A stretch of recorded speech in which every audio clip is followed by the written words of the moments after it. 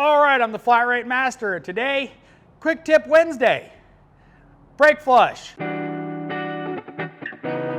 All right, so if you use a BG style brake flush machine like we do here at the shop, where it puts pressure on the master cylinder and pulls vacuum on the bleeder, it's a couple little quick tips. I don't have any B-roll doing a brake flush, sorry, I don't. All right, so on all of our brake flush machines, we use these little nipples. Now you can get these in like a vacuum pump. They come with them.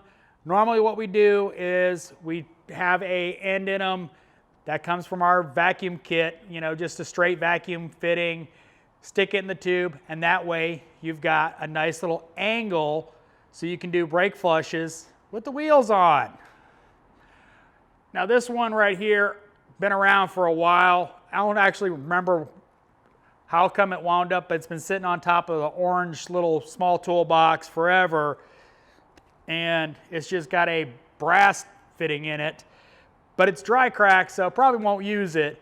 But it's a good little tip so you can stick that on there and bleed the brakes with the wheels on. You know, make a little on a brake flush instead of, you know, having to take the wheels off.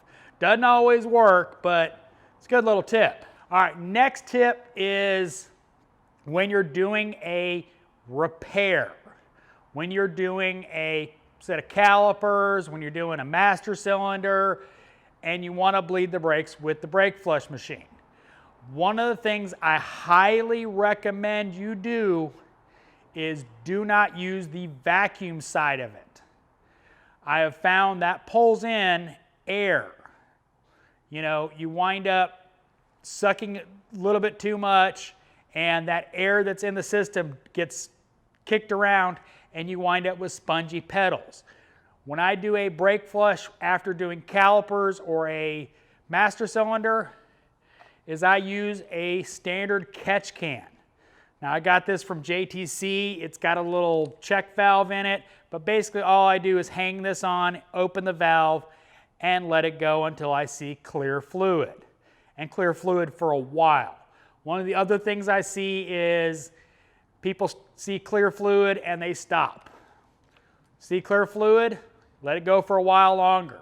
Let's say I do front calipers on a XYZ car. What I do is I initially go up front, the calipers I replaced, if I'm replacing the front obviously, crack them open, bleed them or flush them until the fluid's nice and clear, go to the next caliper, do the same thing there, go to the rears, go ahead and do those, and then I follow up by going back to the front and redoing those to make sure those are completely bled out and flushed out.